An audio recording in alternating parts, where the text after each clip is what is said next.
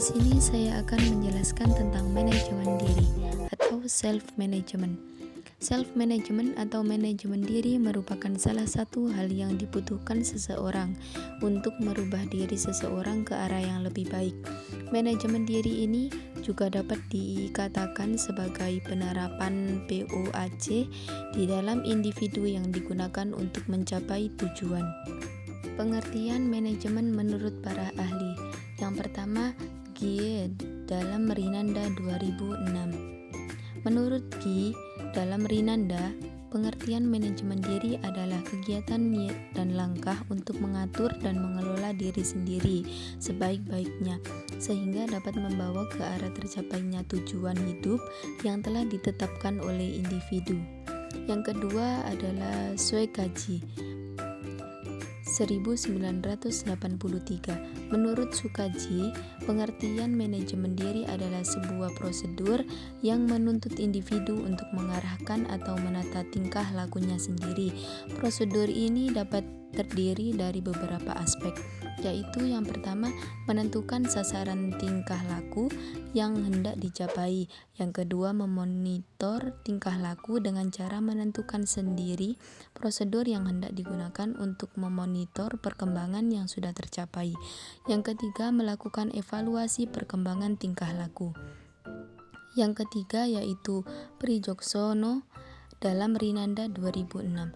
Menurut Prijogsaksono dalam Rinanda, pengertian manajemen diri adalah kemampuan seseorang untuk mengenali dan mengelola dirinya sehingga dia dapat mengelola orang lain dan berbagai sumber daya untuk mengendalikan atau menciptakan realitas sesuai dengan misi dan tujuan hidup. Yang keempat yaitu Ghufron dan Risnawati. Menurut Ghufron dan Risnawati, pengertian manajemen diri adalah upaya individu dalam mengatur diri pada kegiatan dengan mengikut sertakan kemampuan metakognisi, motivasi serta perilaku aktif lainnya. Manfaat manajemen diri. Penerapan manajemen diri yang baik pada kehidupan akan membuat seseorang dapat menikmati proses hidup dan mampu mencapai tujuan yang diharapkan.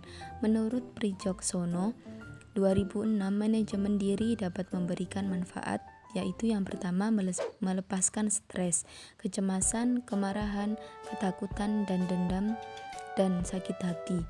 Yang kedua, menghilangkan rasa sakit dan penyakit dan penyembuhan diri. Yang ketiga, meningkatkan kreativitas. Yang keempat, memecahkan dan menyelesaikan berbagai permasalahan. Yang kelima, meningkatkan citra dan rasa percaya diri. Dan yang terakhir, meningkatkan kemampuan belajar dan membantu untuk mencapai prestasi.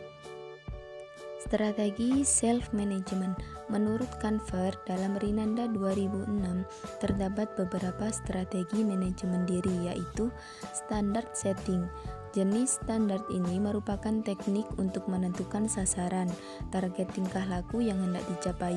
Apabila tujuan telah ditetapkan, maka dapat mengarahkan seseorang pada bagaimana tujuan itu dapat dicapai. Yang B, self-monitoring. Strategi ini merupakan teknik untuk mencatat atau membuat grafik atas dasar data yang ada pada diri seseorang.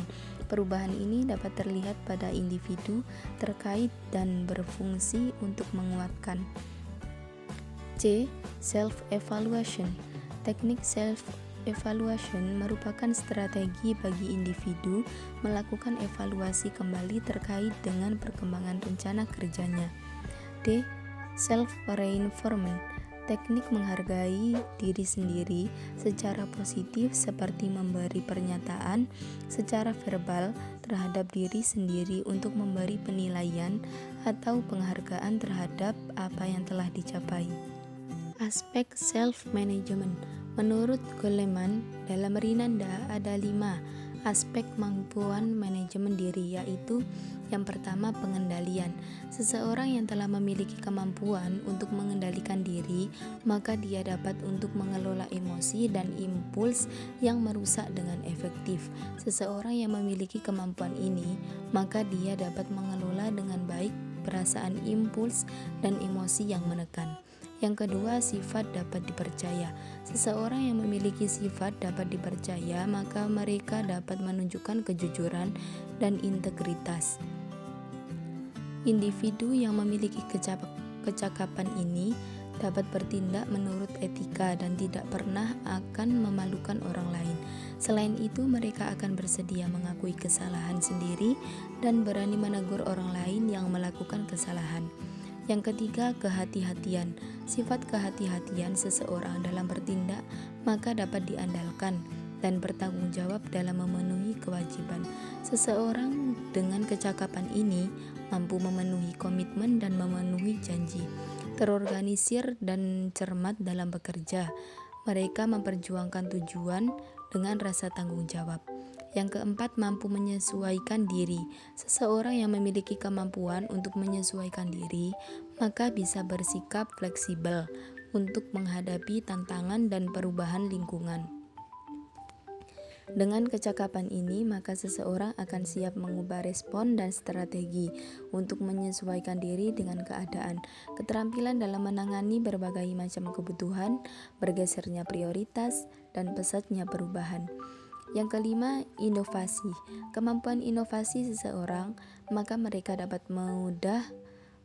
mudah menerima dan terbuka terhadap gagasan, pendekatan, dan informasi baru. Seseorang dengan kecakapan ini akan selalu mencari dan menciptakan gagasan yang baru dan mendahulukan solusi-solusi yang orisinal dalam pemecahan masalah. Mereka juga akan berani untuk mengubah wawasan dan mengambil resiko akibat pemikiran mereka. Sekian kurang lebihnya, saya mohon maaf. Terima kasih banyak karena sudah menonton video ini. Jangan lupa